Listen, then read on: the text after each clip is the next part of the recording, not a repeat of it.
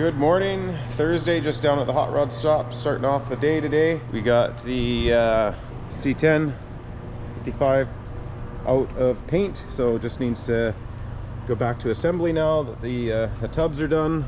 So that's all painted up. This needs to be put back together. Over here, Bernard's been working on the Eleanor car, and Carrick's getting going on the sniper removal and install of the Stealth. So he's started on the inside to find placement for computer.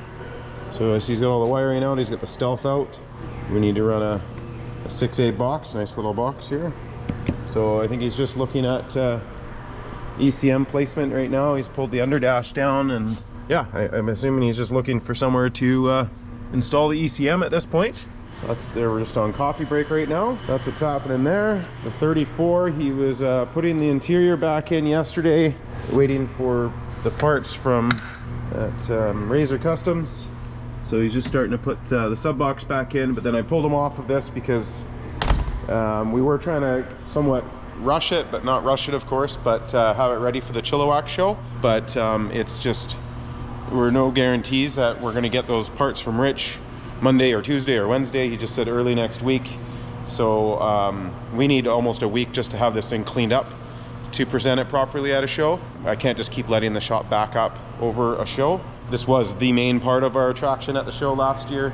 So if it doesn't make it to the Chilliwack show this year, based on putting the company behind, I'm not going to do so. So therefore this is one car that was getting put a little bit behind because of that. So that's going on hold. This is getting done. Yeah, the only hard thing, if you will, on this job is figuring out where we're going to hide the computer and the harness and not wreck the beautiful install of this car, because we did do a really nice job, as far as I'm concerned, on making this thing look like it almost doesn't work. You have no brakes, you have no wiring, everything is just, it looks like you have a nice car and an engine just sitting there that wouldn't even run, but clearly it does. So we don't want to affect that in any way. If anything, we just want to make it better. So that's where the time comes in, where we have to be careful and find where we're going to mount that ECM. So that's the downfall of not using a sniper, is the ECM is now in the car versus in the throttle body. And that was the allure of doing these snipers, and why we've done so many of them in the past, was the fact that everything is all under the air cleaner and looks like a carburetor. So anyway, let's carry on.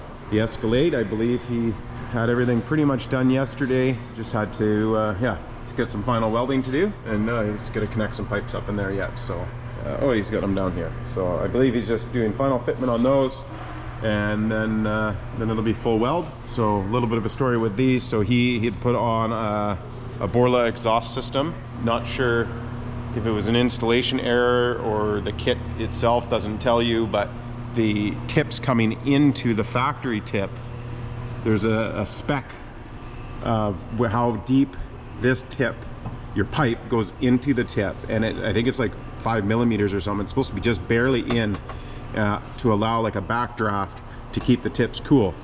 And when he was towing his trailer, he melted the back of his car, and that's all fixed now. So that's kind of why this is all happening. We're also making it accept the resonators, where it didn't have that with the Borla system, but we're also making it so he can remove the resonators.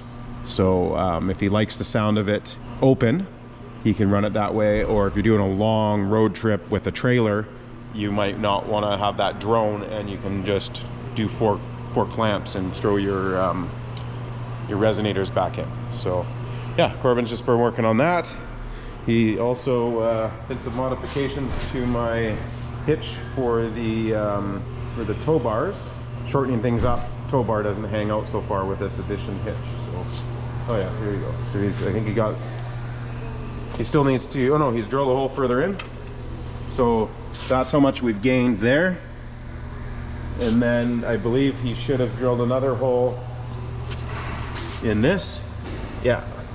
So we gained a couple inches there. So it's all the way in the hitch on the truck. And then that is now going to slide in, pin in, and then this is what I wanted welded. I don't know if he forgot about that, because it looks like he's painted this, so I'm not sure what's happening there. I'll have to talk to him when they're off coffee. So yeah, anyway, that's what's happening over on the fab shop here side of things, and let's check out where Lyle got yesterday on the 40. So I think he was starting the back panels, and yes, he was. So we seen the door panels I think yesterday, and now he's got these back panels in. I'll turn the camera around here, maybe we can see this one a little nicer, the lighting. So yeah, he was doing these panels yesterday. So it has all its panels now, all the way around. Let's go to the other side. Yeah, there you go. So yeah, he was working on that yesterday. And let's see if we can see what's happening in here. It looks like he's just got that done this morning, and now he's probably moving on to the next thing. He's got a boat cover there. He's replacing some snaps for the customer. Then he's got some side bags here that somebody cracked one. He's going to do the plastic repair, and then it'll go over to the body shop for paint. So a couple little things, and that's pretty much it. We haven't done anything on this since the last video, or this or that. So that's pretty much it here down at the hot rod shop. So we'll see you at the automotive shop. It's down at the automotive shop, just getting Peter's truck finalized.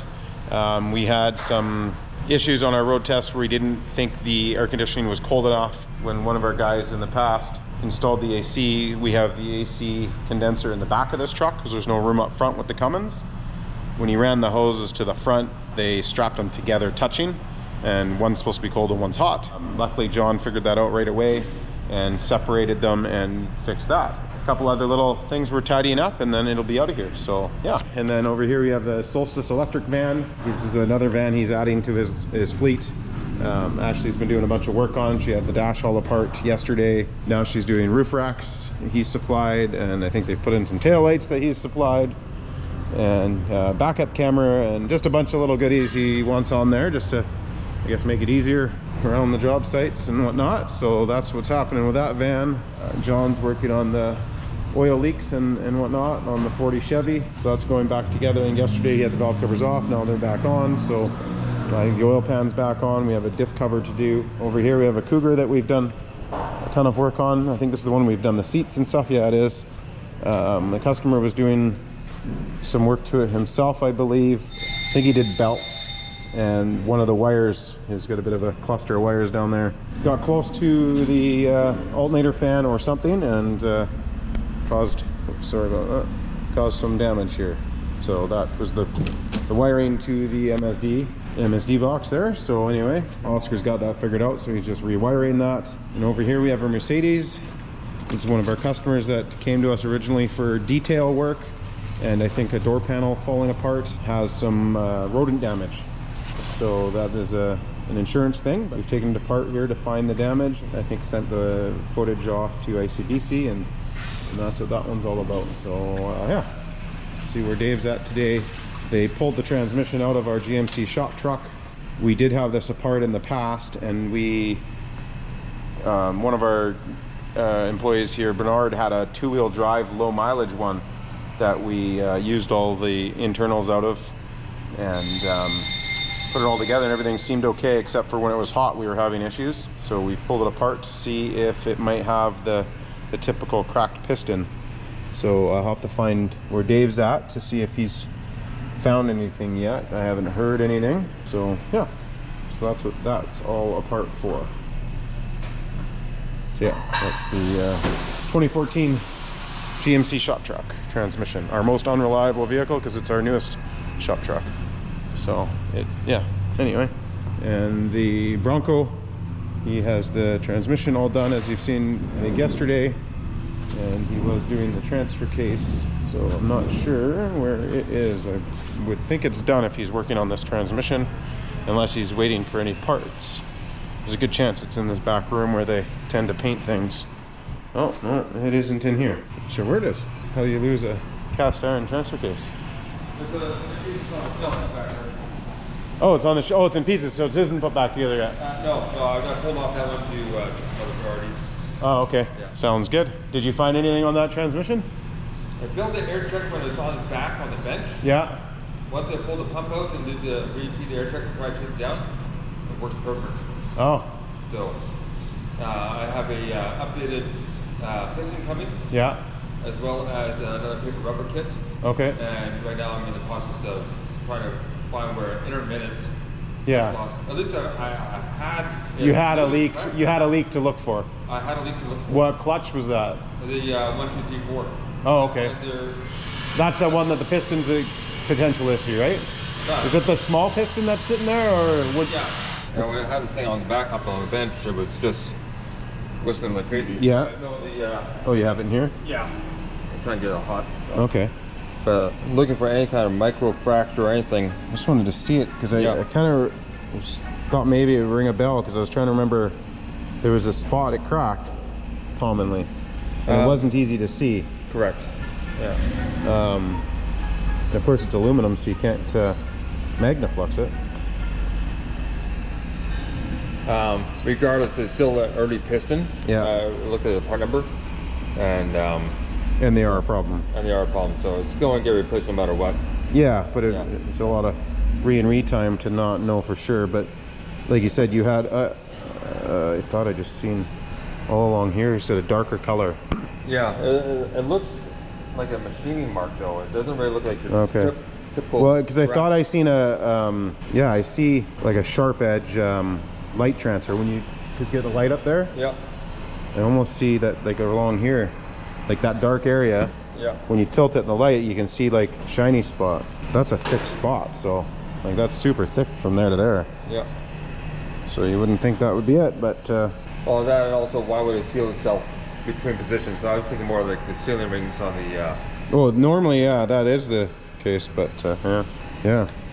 And if you have you tapped it to see if it rings? I have not tapped it yet. Got a wrench? Give my guess.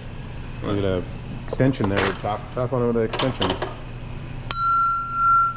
That would mean it's not cracked, I think. Yeah. Things you remember as you're going, right? Yeah. So, yeah. Yep. Like you say, an updated piston's a great idea anyway. Yeah. But yeah, I think if it was cracked, it wouldn't ring. Correct. But we used to do that a lot with the flex plates on GMs and stuff. Yeah. I'm not sure if that's an accurate test on a piston, but I think it is. It's not a bad test. Yeah, but and I have done that in the past too, where you air check on a bench and you'll have failure, but it's not. It's a kind of a false failure because of the sealing rings, the weights. Yeah, but these ones are expanded by little rubber seals in behind. Okay. Right, and they don't spin. Yeah. And this is a new drum that was installed. Yeah. There's a new bushing and a new roller. Yeah. Complete with a seal on the back. So. And no sign of clutch damage on anything? Just a little bit of a little bit of tan. Oh, some deeper heat checks there than a lot. Okay, let me get back on the horn here with TCS. They're about to head out this way. Yeah. You might have missed him, isn't it? 10 o'clock cutoff? Yeah. Well, at least we see something. That's the main thing. Yeah. So, all right. Well, anyway, back to it. So the transfer case is over here. It's in pieces still. I thought it was done. So anyway, we'll take a look at it here in pieces. Here it is.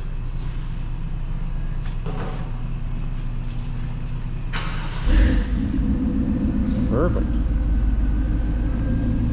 All right, well, that's it for the walkthrough the automotive shop for now. We will get back to it, and if we do find something on this transmission, I will come back to Dave and see what he finds. Yeah. All right, just going to my office. The Snap-on guy Kelly messaged me saying he found some cool collectible things for me and thought he'd drop them off. So let's see what they are. He said they're pullbacks, so they look like little cars. So that's cool. Thinks they're 90s or early 2000s. Oh yeah. That one's missing a wheel, so I guess that's why it's not rolling. That one has them all.